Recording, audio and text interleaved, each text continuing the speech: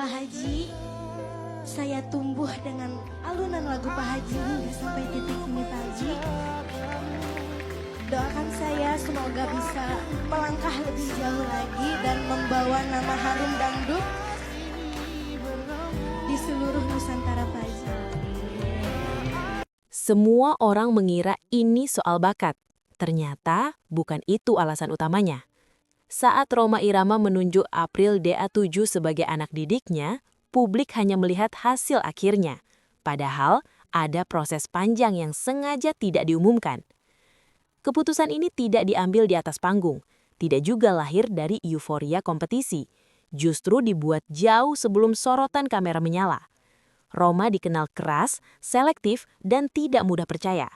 Banyak penyanyi hebat datang, lalu pergi tanpa pernah mendapat status anak didik. Namun, April justru dipilih. Pertanyaannya, apa yang ia miliki yang tidak dimiliki peserta lain? Bukan sekadar suara, bukan popularitas, dan bukan pula belas kasihan. Ada pertimbangan karakter, ada uji konsistensi, dan ada satu faktor yang jarang dibahas ke publik, faktor yang oleh Rhoma sendiri dianggap sakral.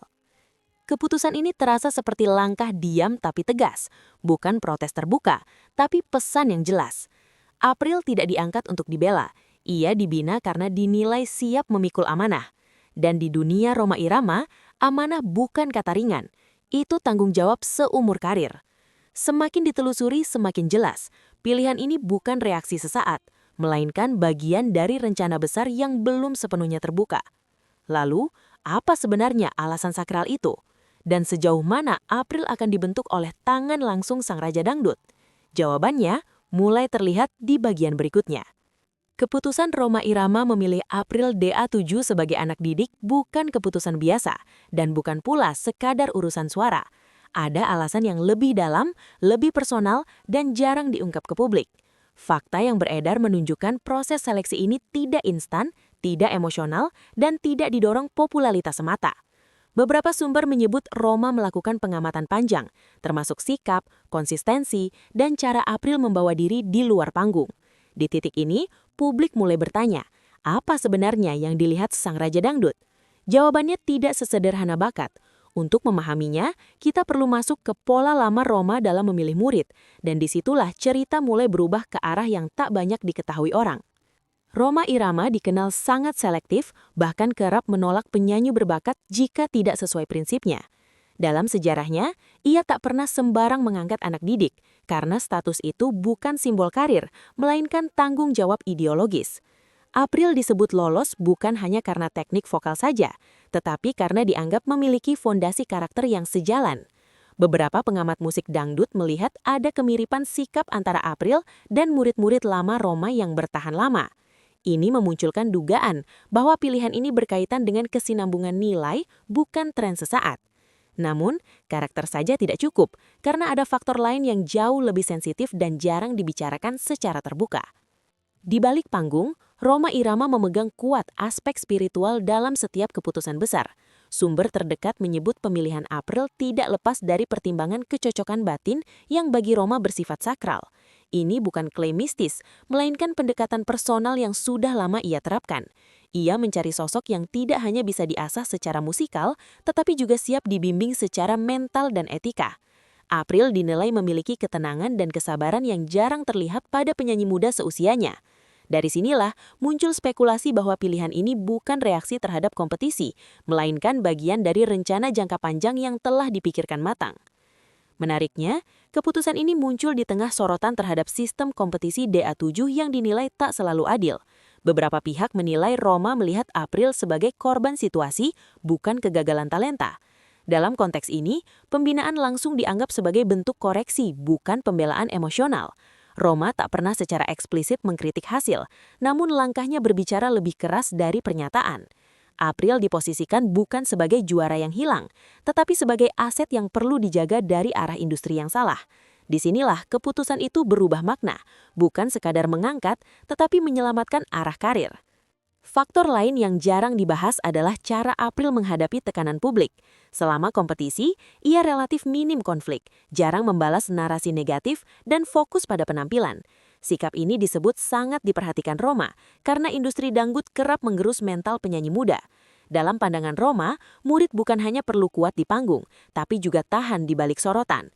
April dianggap punya kesiapan itu, bukan tanpa alasan, karena beberapa mantan anak didik fagal bukan karena suara, tetapi tak siap menghadapi realitas industri. Hal ini membawa kita pada alasan berikutnya yang lebih strategis. Secara musikal, April dinilai fleksibel namun tidak kehilangan identitas. Ia bisa mengikuti aransemen modern tanpa meninggalkan akar dangdut klasik.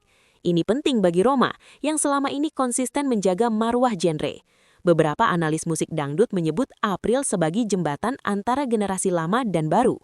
Dengan pembinaan langsung, Roma bisa memastikan arah musik April tidak melenceng. Pilihan ini terlihat seperti investasi jangka panjang untuk menjaga kesinambungan dangdut, bukan sekadar membesarkan satu nama. Namun strategi ini tentu punya resiko, dan Roma sangat sadar akan hal itu. Mengangkat April juga berarti menarik sorotan besar, baik dukungan maupun kritik. Roma Irama dikenal tidak alergi terhadap kontroversi, tetapi selalu berhitung. Keputusan ini dianggap sebagian pihak sebagai pernyataan sikap terhadap industri hiburan saat ini. Ia seolah ingin menunjukkan bahwa pembinaan langsung lebih penting daripada sistem instan. April menjadi simbol itu, namun Roma tak pernah memposisikannya sebagai alat protes. Ia tetap menekankan proses, disiplin, dan waktu. Dan justru disinilah letak alasan sakral yang sering disalahpahami publik. Alasan sakral yang dimaksud bukan soal ritual, melainkan amanah. Dalam beberapa wawancara lama, Roma menyebut murid sebagai titipan yang harus dijaga arah hidup dan karirnya. April dianggap siap menerima amanah itu, bukan hanya belajar menyanyi, tetapi memahami batas, tanggung jawab, dan etika panggung. Ini membuat status anak didik menjadi lebih berat dari sekadar kolaborasi. Publik mungkin melihatnya sebagai keuntungan besar, tetapi bagi Roma, ini adalah komitmen dua arah, dan tidak semua penyanyi siap berada di posisi itu. Sampai hari ini, Roma Irama tetap pilih irit bicara soal detail keputusannya. Sikap ini justru memperkuat dugaan bahwa alasan utamanya bersifat personal dan prinsipil. April pun terlihat menjaga sikap, tidak menjual narasi berlebihan, dan fokus pada proses. Ini memperlihatkan keselarasan yang sejak awal dicari Roma. Tidak ada klaim sensasional, tidak ada pernyataan emosional, semua berjalan tenang, namun terukur. Dan ketenangan inilah yang menjadi petunjuk bahwa keputusan tersebut bukan reaksi sesaat. Pada akhirnya, pemilihan April DA7 sebagai anak didik Roma Irama bukan soal siapa paling viral atau paling disorot. Ini tentang kecocokan nilai, kesiapan mental, dan arah jangka panjang. Alasan sakralnya terletak pada tanggung jawab bukan sensasi. Publik mungkin baru melihat hasilnya nanti, bukan sekarang. Yang jelas, keputusan ini membuka bab baru yang patut diawasi dengan cermat. Karena jika pola lama Roma kembali terulang, maka pilihan ini bukan hanya tepat, tetapi akan menentukan arah generasi dangdut berikutnya.